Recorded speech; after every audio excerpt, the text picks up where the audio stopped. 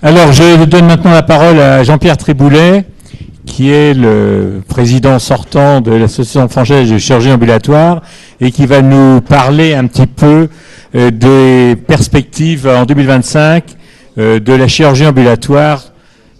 Mon cher Jean-Pierre. Merci. Donc pour être dans les temps, j'ai choisi bien sûr un certain nombre de sujets.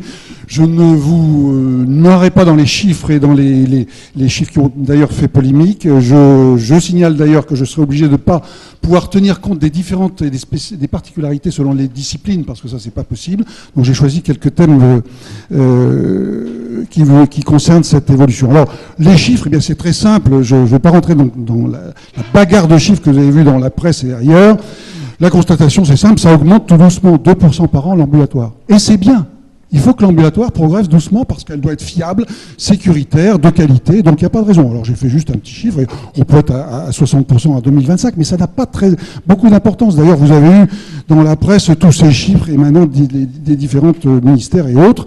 Et de cette nébuleuse de chiffres, eh bien, sort des cibles de fonctionnement, de développement pour l'ambulatoire, imposées aux ARS, qui eux-mêmes imposent le chiffre aux établissements. Et on ne fait plus que parler de, le chiffre, le taux d'ambulatoire auquel on doit aboutir, et deuxièmement, des économies que ça peut engendrer, ce qui est bien dommage, car la chirurgie ambulatoire, c'est la qualité et la sécurité. D'autant que les acteurs progressent ni à la même vitesse, ni en même temps. Tous les acteurs que nous avons contactés depuis une dizaine d'années, ils progressent pas du tout à la même allure. Donc comment voulez-vous avoir un taux prévisible d'ambulatoire? D'autant que dans les taux qui vous sont apportés, on oublie beaucoup de choses. Les innovations, bon, elles sont pas souvent nombreuses, les innovations en ambulatoire, mais tout de même, ça peut exister qu'un volume important d'une innovation perturbe complètement les chiffres et les organisations. L'oncologie qui se développe, le sein je passerai, mais c'est annoncé 50% pour 2017 ou plus. Les urgences, pas encore beaucoup, mais vous allez voir des urgences vraies ou programmées qui vont arriver en ambulatoire. Et puis le champ d'application, on vient d'en parler, ça n'a rien à voir, une unité de chirurgie ambulatoire pure et une unité de chirurgie ambulatoire qui s'occupe aussi de gestes interventionnels. Et là, on passera, et vous allez le voir, dans notre unité, on est passé de 950 gestes chirurgicaux à 12 000 gestes. Et ça pose des réels problèmes. Pourtant, c'est l'évolution. Brice vous l'a dit. Alors, qu'est-ce qui est plausible? Bien, c'est ça qui est plausible. 10% des 5 millions 4 de séjours chirurgicaux en ambulatoire, ça c'est plausible. Ça fait à peu près 540 000 à transférer en ambulatoire. Et encore, qu'est-ce que veut dire le taux global de chirurgie ambulatoire? On n'a qu'une idée imprécise, puisqu'il y a deux nomenclatures des séjours en chirurgie que je ne vous détaillerai pas. Entre ces deux nomenclatures, eh bien, il y a 1 million de séjours de différence. Alors, juste une diapositive que je ne vais pas détailler, tout le monde va se retrouver, les disciplines ici présentes, pour les innovations depuis une dizaine d'années. Vous voyez que c'est à peu près donc l'actualité est à peu près préservée, mais vous allez me demander où est-ce qu'on sera en 2025, je ne peux pas vous le dire. Voilà ce qui est arrivé en 10 ans en ambulatoire. Alors, la population concernée, avec la perspective de 2025, ben oui, il y a 90% de la population est accessible à l'ambulatoire. Ça sont les critères médicaux de la SFAR de 2009, sur une enquête de la CNAM de 2004, pardon. Donc 90% de la population. Mais si on ajoute les critères médicaux, ça c'était les critères médicaux, aux critères environnementaux, 80% de la population est accessible, éligible à l'ambulatoire. Et encore, on oublie l'éligibilité qui augmente avec les patients qu'on met en ambulatoire alors qu'ils ont une comorbidité et des comorbidités. Et puis il y a, alors, quid du vieillissement de la population? Eh bien, le vieillissement de la population, c'est très important, donc comme vous voyez avec les deux barres, entre 2014 et 2020, malheureusement, je suis dans la courbe qui monte, là, ça y est. Eh bien, cette portion de la population est justement tout à fait adaptée à l'ambulatoire et on aura une augmentation, certainement, du taux de l'ambulatoire. Évidemment, il faudra faire attention aux comorbidités, mais c'est un facteur très important d'augmentation, au contraire, de l'ambulatoire. Mais il faut quand même remarquer que l'isolement tiendra un rôle important, puisque d'après une enquête de l'INSEE, 9 millions de personnes vivent seules en France, dont 28% entre 65 et 79 ans et la moitié à plus de 80 ans. Les blocs opératoires, je vais passer rapidement parce que c'est bien détaillé dans le rapport de l'Académie de chirurgie.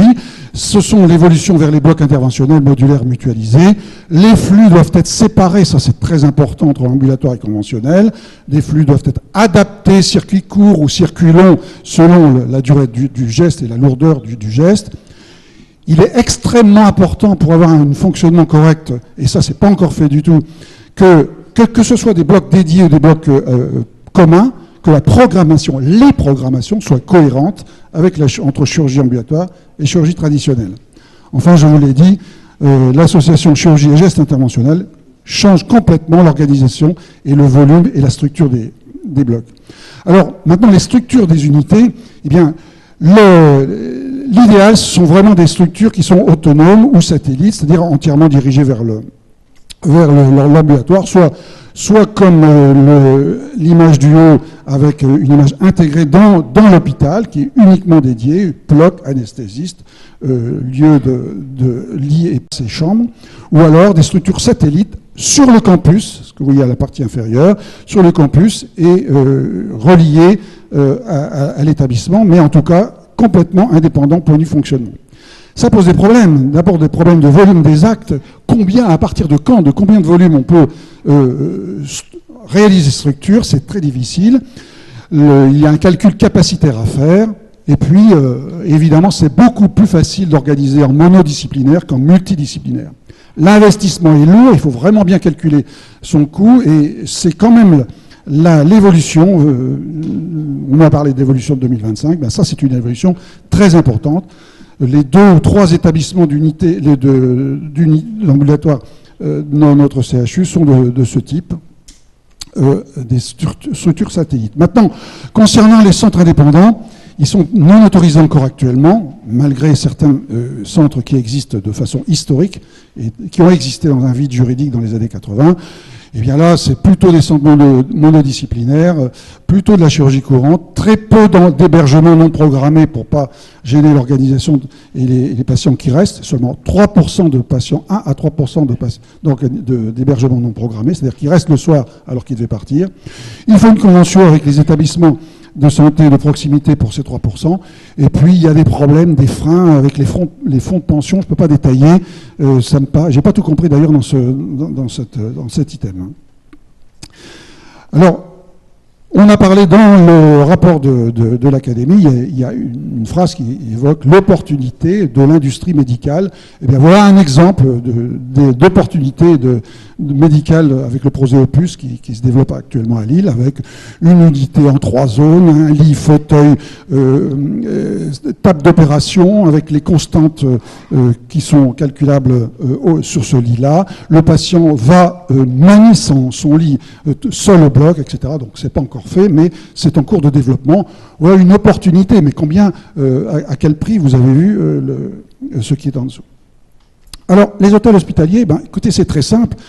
Il y a 2 types d'hôtels hospitaliers, c'est ce qui a été d'ailleurs écrit par l'HAS il n'y a pas longtemps. Il y a un hôtel patient ou hospitalier, qui fournit un hébergement pour les patients autonomes, qui ne nécessite aucun soin. C'est une logique d'éloignement, de transport, d'horaire des actes et des examens du lendemain. Et là, tous les patients, y compris l'ambulatoire, peuvent bénéficier de cela. Et puis il y a l'hôtel médicalisé, l'hébergement de soins limités, ou médi-hôtel, ou ambu-hôtel comme de notre ami Bétou.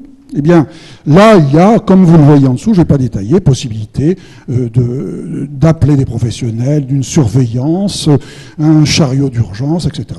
On a bien compris qu'il y avait la place pour ce type d'hôtel médicalisé, mais en rien, ça n'a à voir avec l'ambulatoire. Parce que si le risque est si important que cela, eh bien, ce n'est pas une indication d'ambulatoire. Donc, tout à fait normal qu'il y ait ce genre de différence entre les hôtels patients et les hôtels médicalisés, mais la deuxième partie n'a pas de rapport avec l'ambulatoire. D'ailleurs, dans notre conseil d'administration de l'AFCA, où était d'ailleurs présent Marc Bossier, membre de la SFAR également, eh bien, on a bien dit clairement que la nuit d'hôtel n'est pas une alternative sécuritaire à la chirurgie ambulatoire, qu'il peut y avoir des dérives, si on n'y prend pas garde, vers des structures de surveillance et de soins délocalisés pour des actes qui ne concernent pas la chirurgie ambulatoire.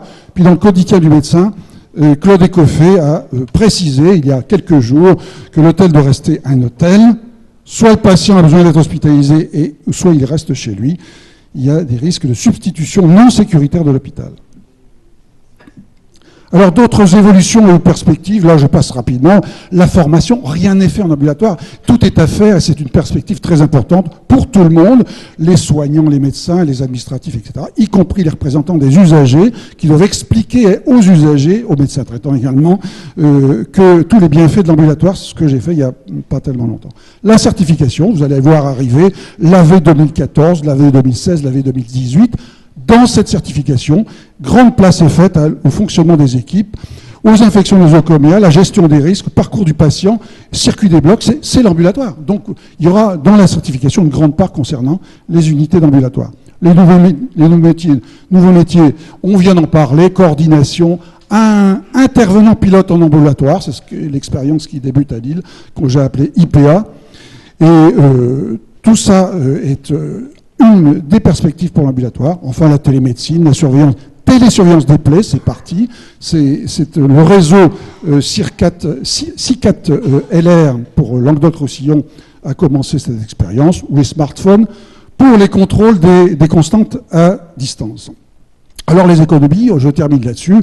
Je ne rentrerai pas dans le détail des évaluations, c'est absolument incroyable les chiffres qui vous sont proposés, et encore pour qui, l'assurance maladie, les économies pour les établissements de santé, les praticiens, les mutuelles ou les patients. Il faut revenir sur la qualité et la sécurité des soins. Eh bien, heureusement, récemment ont été proposés, d'une part, l'Institut de qualité des soins et de sécurité des patients, et d'autre part, la Fédération française de l'association de la qualité des associations de la qualité et de la sécurité des santé pour bien insister sur le fait que la qualité était primordiale. Encore faut-il, d'ici 2025, que la substitution du conventionnel en ambulatoire soit bien respectée. Or, qu'est-ce qui se passe actuellement? On a des capacités d'accueil d'ambulatoire qui ont augmenté entre 2017 et 2012 de 40%, et seulement des capacités de chirurgie qui ont diminué conventionnelles qui ont diminué de 4,5%. Donc il y a des substitutions virtuelles aux établissements pour essayer de ne pas perdre d'argent.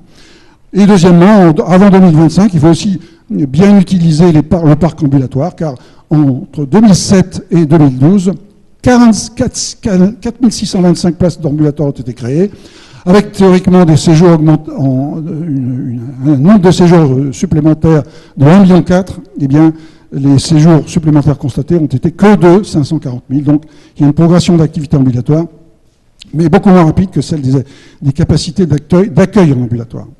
Et je terminerai sur cette diapositive que je ne vais pas détailler. Ce sont simplement les dépenses, puisqu'on nous a posé la question très souvent à l'AFCA et pour d'autres sociétés, pour les différents rapports des ministères, de ce qu'on pensait. Eh bien, toutes ces dépenses que vous voyez là ne sont pas citées dans les rapports. Fausse substitution des établissements pour ne pas perdre de l'argent, l'augmentation des patients avec la comorbidité, les surcoûts des actes complexes, les actes hospitaliers. Quoique, vous avez vu qu'il y a un amendement qui a été accepté le 15 octobre pour la loi de finances, le projet de loi de finances avec Sécurité sociale, où il y aurait un financement à la fois des hôtels hospitaliers et des remboursements des nuitées par l'assurance maladie. Je ne sais pas ce qu'en pense l'assurance maladie. Et puis surcoût des consultations médicales, les consultations d'annonce des infirmières, etc. Il y a tout un nombre de revendications pour la valorisation du temps passé qui est très importante. J'insisterai surtout sur les dérapages des soins de ville par les sollicitations injustifiées à l'hospitalisation à domicile, les propositions des nouveaux métiers et le coût de la formation ambulatoire.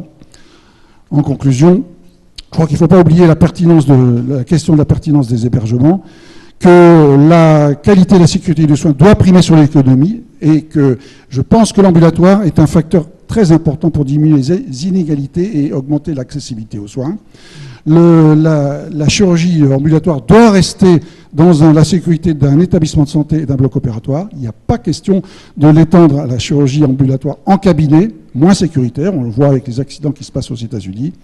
Et les réflexions sur les structures hospitalières doivent tenir compte de l'ambulatoire et de la modularité. C'est très important, la modularité, pour pallier et compenser les évolutions et les demandes des différentes disciplines. Enfin, la vague ambulatoire ne doit pas cacher la nécessité de modernisation de la chirurgie. Je vous remercie. Merci Jean-Pierre Triboulet. Avez-vous des questions à poser? Oui. Jean-Pierre Bétou.